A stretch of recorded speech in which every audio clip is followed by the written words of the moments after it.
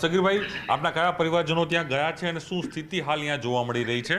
મારો ભત્રીજો છે ને એમના ઘરેથી છે, એ 2 જણ છે ને ટોટલ આપણા અમદાવાદમાંથી લગભગ 55 જણા ગયા છે ત્યાં. એ લોકોનું એક દિવસનું પ્રોગ્રામ હતું, એટલે કાલે 1 દિવસ પૂરા થતા હતા અને કાલે એમની ફ્લાઇટ હતી રિટર્ન આવવા માટે ઇન્ડિગો. એટલે એ લોકો એરપોર્ટ પર ગયા તો એરપોર્ટ પરથી ખબર પડી કે અહીંયા બધી ફ્લાઇટો કેન્સલ થઈ ગઈ છે. એટલે લગભગ ગાડીમાં એ લોકોને લગભગ 8 થી 10 કલાક સુધી ગાડીમાં જતા એ લોકો. એટલે પછી ત્યાંથી કીધું કે હવે અહીંયાથી જતા રહો, કે અહીંયા કોઈ નક્કી નથી અત્યારે ફ્લાઇટ કે 2 દિવસમાં થાય કે 7 દિવસમાં થાય કે કોઈ નક્કી નથી. એટલે પછી ત્યાંથી હોટલ લઈ ગયા, અને હોટલનું બી રેન્ટ એટલું બધું છે કે બધા એફોર્ડ નથી કરી શકતા હતા. એટલે બધાની પાસે પૈસાની બી પ્રોબ્લેમ છે ને એ બધું ઘણી બધી તકલીફો છે ત્યાં. એટલે અમને ગવર્મેન્ટશ્રીને એ જ રિક્વેસ્ટ છે કે એ લોકોને જલ્દથી જલ્દ અહીંયા લઈ આવે. બસ આપણા કોઈ રિલેટિવ પાસે કોણ છે? મારો ભત્રીજો છે, એનો લાઈવ વિડીયો ચાલે છે. શું નામ છે આમનું? અલીભાઈ. અલીભાઈ, હું ન્યૂઝ 18માંથી પ્રણવ વાત કરું છું. શું સ્થિતિ છે આપની ત્યાં હાલ? અહીંયા કેટલા પરિવારજનો આપ ત્યાં છો? શું પરિસ્થિતિ જોવા મળી હતી એરપોર્ટ પર પહોંચ્યા ત્યારે આપ? અત્યારે તો હાલ ફિલહાલ શાંતિ છે. કાલે એરપોર્ટ અમે સવારના 8 વાગ્યા તે મદીનાથી નીકળ્યા હતા. અમે 2-2:30 વાગે એરપોર્ટે પહોંચ્યા. ત્યાં અમને ખબર મળી કે ફ્લાઇટો બધી કેન્સલ છે, બધી વોર ચાલુ થઈ ગઈ છે. તો ત્યાં સન્નાટો હતો, બધું ડરનો માહોલ ત્યાં થઈ ગયું.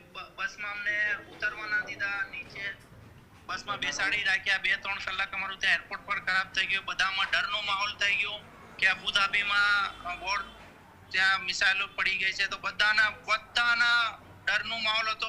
કેટલા ઘણા બધા તો રડવા માંડ્યા કે શું થશે અમારું, શું થશે. ને ઘણી બધી ફ્લાઇટો કેન્સલ થઈ ગઈ અમારી. હાલ અત્યારે શું સ્થિતિ છે? હાલ અત્યારે સ્થિતિ કેવી છે? આપના અહીંયા જે સ્વજનો છે, બીજા લોકો છે, એની સ્થિતિ કેવી છે? હાલ હોટલમાં છે, સિક્યોર છે કે શું છે? હાલ અત્યારે અમે અહીંયા સેફ છીએ. અહીંયા અજીજા છીએ અમે. પણ અત્યારે અમારે એ જ કેવું છે, અહીંયા રેન્ટ બહુ છે, લોકો પાસે પૈસા ખતમ થઈ ગયા છે. ઘણા લોકો એવા છે જે અફોર્ડ નથી કરી શકતા, એમની પાસે ખાવાના બી પૈસા નથી. તો સરકાર અમને મદદ આપે. કોઈ એમ્બેસી સાથે અમને ઘરે પહોંચાડી દે. ઓકે, એમ્બેસી સાથે કોઈ વાતચીત થઈ છે આપની? કોઈ આપણા ભારતના તરફથી કોઈ સંપર્ક આપના તરફથી કોઈ કરવામાં આવ્યો છે કે આપે કોઈ કર્યો છે ખરો? અમને ખ્યાલ નથી. ટૂરવાળાએ કરી હશે, અમને ખ્યાલ નથી. ત્યાં કાલ જીદ્દા એરપોર્ટ ઉપર કરી હતી, પણ એમણે કીધું કાંઈ રિસ્પોન્સ આપ્યો નથી અમે લોકોને. ઓકે, શું અપેક્ષા લાગે છે? ક્યારે નીકળી શકશો આપ બહાર? હજી આપને કેવું લાગી રહ્યું છે ત્યાં? હવે લોકો કહે છે કે 5 દિવસ બીતાય ને 7 દિવસ બીતાય. ફ્લાઇટો બધી બંધ છે. અહીંયા સાઉદી એરલાઇન્સ ચાલુ છે. સવારે એક ટૂર નીકળી છે અમારે. ઓકે, તમને અપીલ છે હમણાં એ નહીં તો બીજી ફ્લાઇટમાં અમને કંઈક બી કરીને અમારા ઘરે પહોંચાડવાની વિનંતી. ભારત સરકારને આપ શું કહેશો? ભારત સરકાર તરફથી આપણે શું અપેક્ષા રાખી રહ્યા છો? શું માંગ કરી રહ્યા છો? સરકારથી એ જ માંગ છે. અમને અમારા ઘરે જવું છે, અમારે ઘરે પહોંચાડી દો અમને.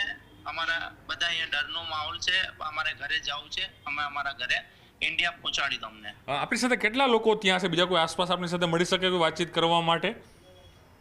અત્યારે ભાઈ છે અમારા બાજુમાં, એમની જોડે તમારી વાત. હા, જી. જી, આપનું નામ શું છે અને શું સ્થિતિ થઈ હતી અને હાલ કેવું છે આપને ત્યાં? હા, અત્યારે ફિરોજભાઈ છે મારું નામ. ફિરોજભાઈ બોલું છું. ઓકે, આપ ક્યાં અમદાવાદના છો? ક્યાંના છો આપ ફિરોજભાઈ? હું અહીંયા અમદાવાદનો છું. ઓકે, સરખેજમાં રહું છું. ઓકે. હા, હવે અમે અહીંયા 55 હાજીઓ ફસેલા છીએ.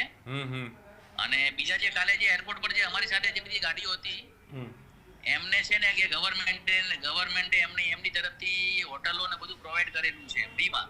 ઓકે, ફ્રી ઓફ કરેલું છે. ઓકે. અને અમારા જે ટૂર વાળા છે ને એ અમને અહીંયા પ્રાઇવેટ હોટલ છે ત્યાં લઈને આવ્યા છે. ઓકે. અને અહીંયા ભાડું પણ બહુ છે. અને અમારી સાથે જે હાજીઓ છે એમની પાસે હવે પૈસા પણ નથી કોઈની પાસે. ઓકે. કે આપવા માટે. ઓકે.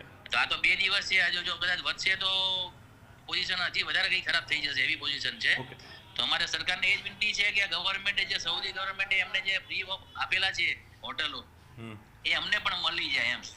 ઓકે, એટલે કોઈ આપણે સરકારના કોઈ પ્રતિનિધિ સાથે વાત થઈ હોય, ભારતનું અહીંયા એમએસસી સાથે કોઈ વાતચીત થયો, આપનો કોઈ સંપર્ક થયો છે ખરો?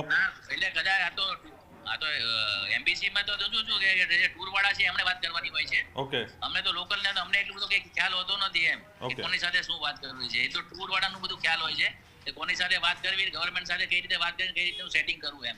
એટલે હાલ અહીંયા ડરનો માહોલ છે? આપને ડર એમને ખ્યાલ નથી. આપને ડર લાગે છે? ડરનો માહોલ ઉભો થયો છે ત્યાં અત્યારે? ના એવું તો કઈ છે નહીં, એવું કઈ જ નથી અહીંયા બિંદાસ. ઓકે. તો બધું શાંત છે, એવું કઈ છે નહીં.